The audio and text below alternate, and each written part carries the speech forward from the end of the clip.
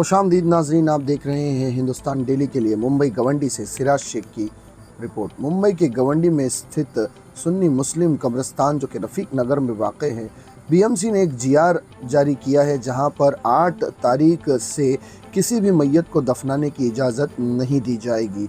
रफ़ीक नगर बैगनवाड़ी इलाके में रहने वाले लोग, एक बड़ी कसीर आबादी वाला ये इलाका है।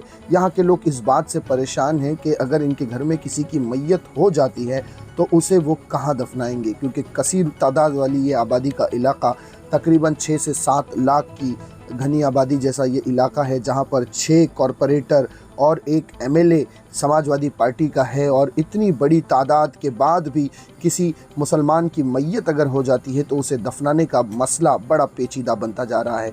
बल्कि बीएमसी ने यह सर्कुलर दिया है कि जहां पर रफ़ीक नगर में मैयत को दफनाने की इजाज़त नहीं है, वहीं इस इलाके के लोग अपनी घर में किसी की भी मैयत को चीता कैंप का कब्रिस्तान में ले जाकर दफनाएंगे, जो कि बीएमसी के ही ज़ेर निगरानी चलता है। अब चिता कैंप के लोगों के लिए भी परेशानी का बायस ये बना हुआ है कि अगर शिवाजी नगर बैगनवाड़ी से रोज़ 5 या 6 या 8 या 10 मैयतें चिता कैंप के कब्रिस्तान में दफनाई जाएंगी तो आने वाले वक्त में मात्र सिर्फ 1 महीने के अंदर अंदर चिता कैंप का कब्रिस्तान भी फुल हो जाएगा। और यहाँ अगर इलाके में किसी की मैयत हो जाए तो उसे दफनाने के लिए फिर कहाँ ले जाया जाएगा। इन तमाम बातों पर बात करते हुए कल हमने मुलाकात की थी गवंडी के एक सोशल वर्कर शेर खान साहब से, जिन्हें लोग शेर गवंडी के नाम से भी याद करते हैं। उनसे बातचीत की और उन्होंने इस मसले पर अपने तासुरात बयान किए। उसकी एक खास झलक देखें नाजरीन आप अपनी स्क्रीन पर। जय हिंद दोस्तों, इस वक्त मैं मौजूद हूँ गवंडी के रफ़ीक नगर के इलाके में और जिस तरह से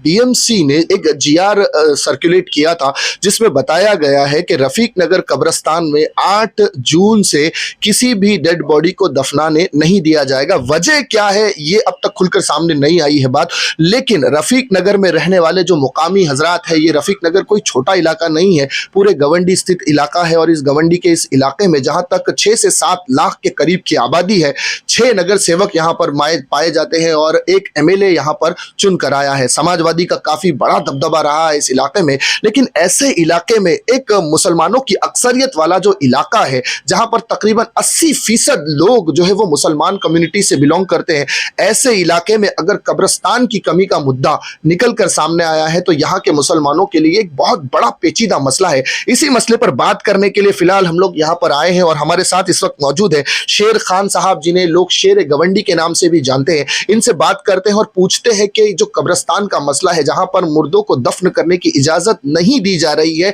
जबकि यहां पर अगर कोई मैयत होती है या कोई इंतकाल कर जाता है तो उसकी डेड बॉडी को यहां से तकरीबन 2.5 किलोमीटर दूर चीता कैंप के इलाके में दफनाने की परमिशन दी गई है। शेर खान साहब, सबसे पहले तो बहुत बहुत वेलकम है आपका हमारे चैनल पर।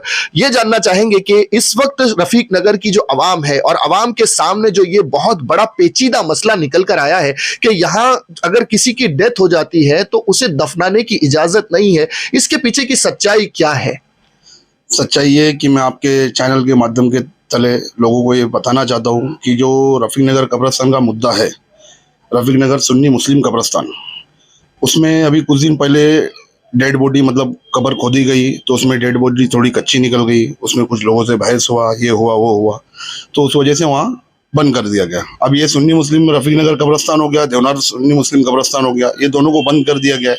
अब यहाँ के लोगों ने, जो बड़े लोग हैं यहाँ के, चाहे कॉर्पोरेट हो या एमएलए हो या बीएमसी के लोग हो या खासदार हो, जो भी है, अब इन लोग ने तय किया कि यहाँ से डेड बॉडी को लेके चीता कैंप जाया जाएगा। अब वहाँ चीता कैंप को जो अन्ना मुस्लिम है वो लोग वहाँ मना कर रहे हैं, तो कौन से हिसाब से और कैसा लेके जाएगा आदमी? यहाँ से भाड़ा किराया हुआ लेके जाएगा कि यहाँ से पैदल लेके जाएगा? लेके जाने में भी तकलीफ, आने में भी तकलीफ।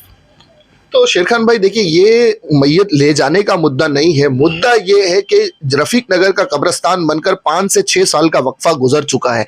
हालांकि अगर देखा जाए कि अगर जब हम मुर्दा दफन करते हैं तो 18 महीने लीगल प्रोसेस के हिसाब से भी जाए तो बॉडी डिस्पोज हो जाती है, लेकिन 6 साल के बाद भी, 18 महीने के बाद भी जब बॉडी डिस्पोज नहीं हो रही तो प्रॉब्लम कहाँ पर आ रही है? प्रॉब्लम ये है कि जिम्मेदारी सही से नहीं निभाई गई। 5 साल हो गया या 7 साल हो गया, जो भी हो गया, कब्रिस्तान को ना कब्रिस्तान में मट्टी अच्छी डाली गई कि वो मट्टी की वजह से ही बॉडी कच्ची रह जा रही है, क्योंकि पहला मुद्दा मट्टी का ही था, जो कि उसमें से जिम्मेदारी, चाहे उसमें कोई खासदार हो या आमदार हो, कोई भी हो, वो रहते अपने अपने इलाकों में। यहाँ रफीक नगर झोपड़पट्टी इलाका, यहाँ हम लोग को भी यही कब्र में मर के जाना है। ना यहाँ मट्टी अच्छी थी, ना यहाँ के लोग अच्छे थे। जो भी आया अपना उसमें राजनीति की, अपना झोल झपाट करके निकल गया। तो ऐसा तो नहीं कि कहीं आगे जाके अभी कब्रिस्तान की हदों को बढ़ाया जा सकता है, थोड़ा सा और एक्सटेंड किया जा सकता है, 1 एकड़ 2 एकड़, क्या ऐसी कोई जगह का प्रोविजन नहीं है यहाँ पर?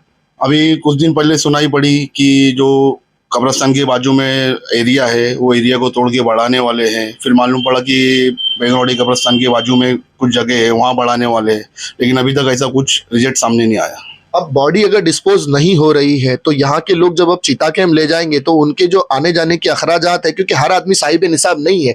जहां तक आज एक बॉडी चिता कैंप के अंदर आई थी, हमने खुद देखा कि जुमा के बाद एक बॉडी मानकुर के इलाके से निकलकर चिता कैंप में आई।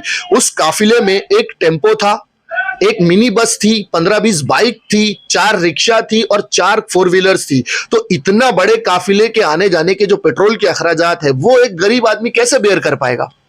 गवंडी इलाका आपको जैसे मालूम है कि लॉकडाउन वगैरह कोरोना में बहुत गवंडी का सबसे ऊंचा नाम हुआ। और जो लॉकडाउन में यहाँ वहाँ से मरीज पेशेंट आ रहे थे जो इंतकाल कर गए थे, तो गवंडी कब्रिस्तान में ही, रफीक नगर मुस्लिम कब्रिस्तान में ही मकफन कराया जाता था लोगों को। लेकिन ये वजह से कि वहाँ अब इतनी आबादी रहने के बावजूद भी अब यहाँ से लोग जाए तो जाए कैसे? अब यहाँ जब आबादी हो ही गई है, अब यहाँ से अगर आदमी हमारे घर में या किसी के उसमें इंतकाल होता है, अब वहाँ चीता कैंप लेके जाने से हमारी मतलब साहिब माल नहीं है, नहीं लेके जा पाएंगे, तो वो अपने घर में मैयत कैसे रख सकते हैं? तो मैं आपके चैनल के थ्रू ये लोगों को बताना चाहता हूँ, चाहे वो खासदार हो या आमदार हो या कोई भी हो, मैं इतनी मतलब बीएमसी के लोग से भी गुजारिश करता हूँ कि जल्द से जल्द रफीक नगर सुन्नी मुस्लिम कब्रिस्तान चालू की जाए। तो अब क्या चाहते हैं कि आप बीएमसी डिपार्टमेंट से क्या आपकी मांग है? क्योंकि ये कोई हल तो नहीं है कि यहाँ से बॉडी चीता कैंप ले जाए या और अदर साइड ले जाए। रहना तो लोगों को यही है, मुकामी लोग यहीं पर रहेंगे, रफीक नगर, बेगनवाड़ी, शिवाजी नगर में ही रहना है। तो आगे क्या चाह रहे कि बीएमसी क्या इस पर प्रोविजन लाए, क्या इस मसले का हल निकाले कि यहीं पे लोगों को अपने मुर्दों को दफनाने की परमिशन मिले? बीएमसी से ये गुजारिश है, बीएमसी के वार्ड ऑफिसर से, कि वो जल्द से जल्द रफीक नगर सुन्नी मुस्लिम कब्रिस्तान में एक्शन ले। वहाँ क्या हुआ, कौन सी मट्टी थी, कैसी थी, क्या हुआ, बॉडी क्यों नहीं गल रही है?